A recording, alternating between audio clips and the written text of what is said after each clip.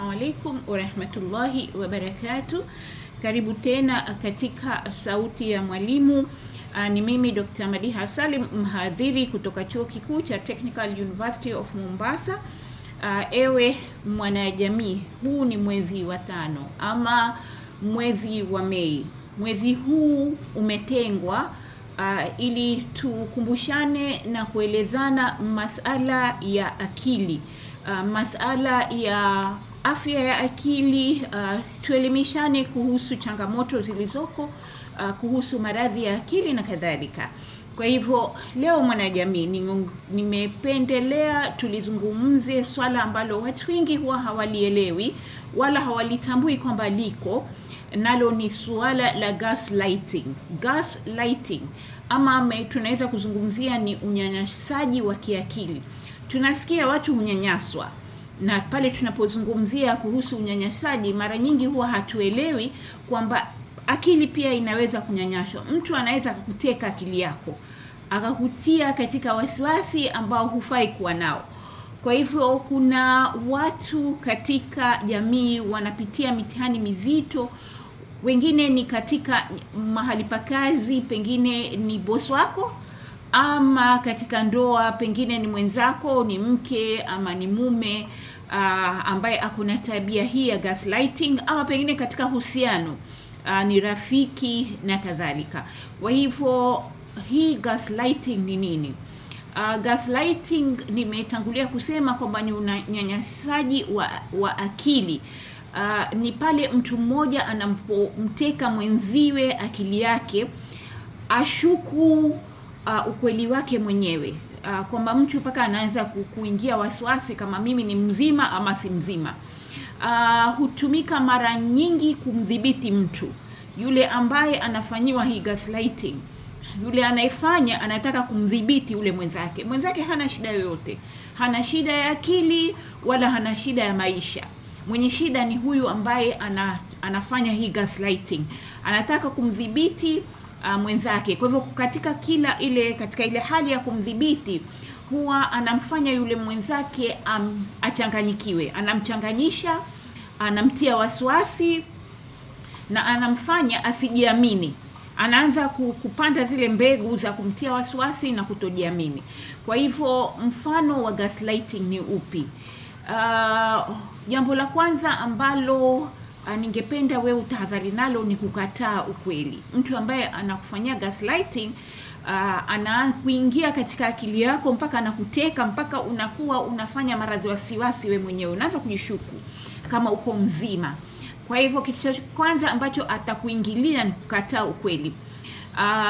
Kama kwa mfano ukimwambia jana usiku uliniambia maneno ambayo yameniudhi, atakwambia jana hata sikukwambia chochote, sijawahi hata kuzungumza jambo kama hilo. Kwa hivyo kitu cha kwanza tunasema denial of reality.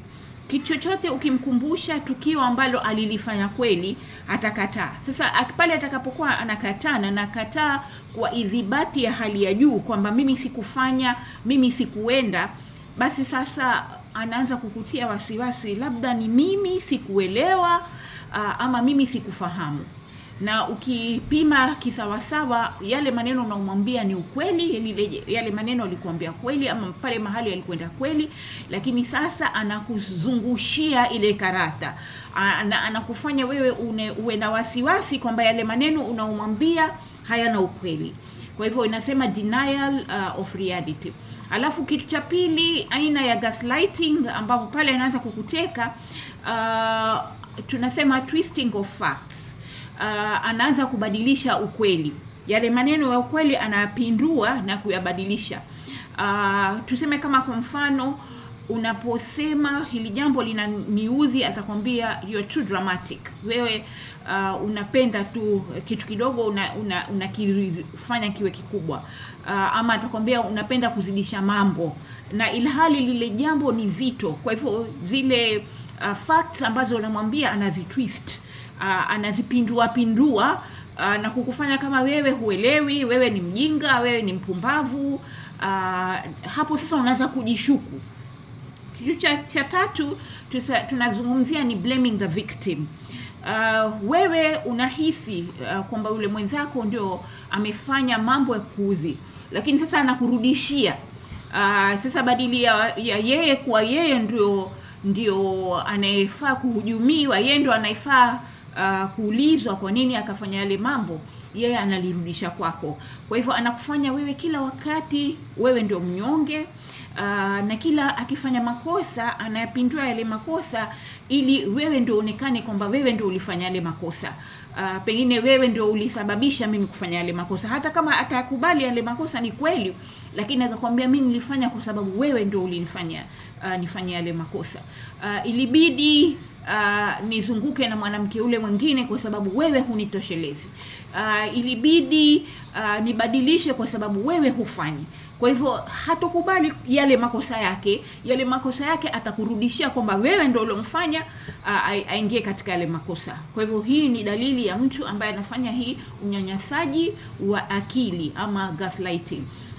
Halafu kitu kingine, anakanusha kila ambacho ukimwambia na una uhakika kwamba hili jambo huyu mtu alisema, anakwambia, anakanusha ule ukweli, anasema mimi sikufanya. Halafu kitu kingine, anapenda sana kusingizia. Anapenda sana kukusingizia, na pale ambapo utakuwa umemtia katika kona, uko na idhibati zote, umemuonesha ushahidi wote kwamba wewe ulisema ama wewe ulifanya ama wewe uliniendea kinyume na kadhalika, pale sasa ukishakumtia katika kona, katika ile kujitoa katika ile kona, atakwambia mimi nakupenda. Kama tuseme ni mke na mume, ama pengine ni bosi wako wa kazini, atakwambia mimi nakupendelea mazuri, wewe kwa nini wanishuku, mimi nakupenda. Tutakuonesha huba kwa muda mchache ama kwa siku mbili na kipande, halafu anarudi kule kule. Na ile inakuwa cycle ya gaslighting. Kwa hivyo pale utakapokuwa umemkaba kabisa katika kona, hasa ataanza kuonesha kwamba mimi siwezi kukudhuru, mimi nakupenda, ama mimi nakutakia mazuri. Pengine hata iwe ni mzazi. Kuna wazazi wengine pia wanafanya gaslighting kwa watoto wao. Kwa nini mtu hufanya hii gaslighting? Kwa nini mtu kumhujumu mwenzake kiakili? Kwa nini mtu kutaka kumfanyia mwenzake mambo kama namna hii? Kitu cha kwanza, kwa nini mwenzako anakufanya hivyo, iwe ni mume wako ama ni mke wako ama ni mwenzako, rafiki yako, ama ni boss wako, ni control and power. Anataka kukudhibiti. Hataki uwe na uhuru wa kifikra.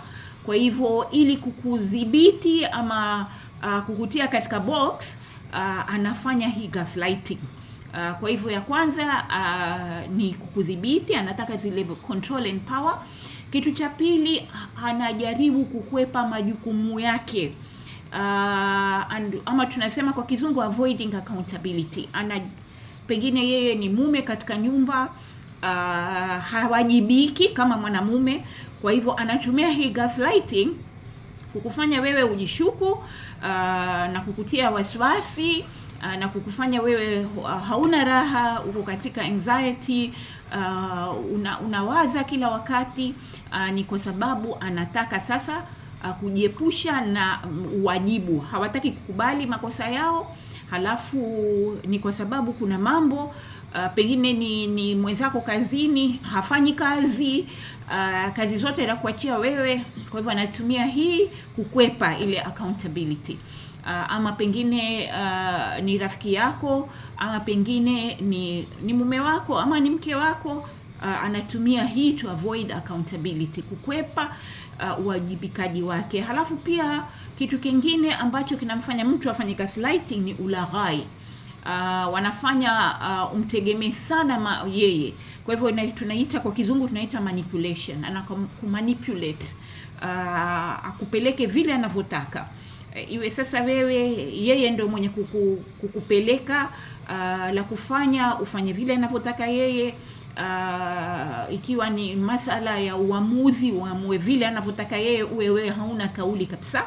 Kwa hivyo hiyo pia ni sababu, kwa sababu hiyo kwamba mtu anafanya hii gaslighting.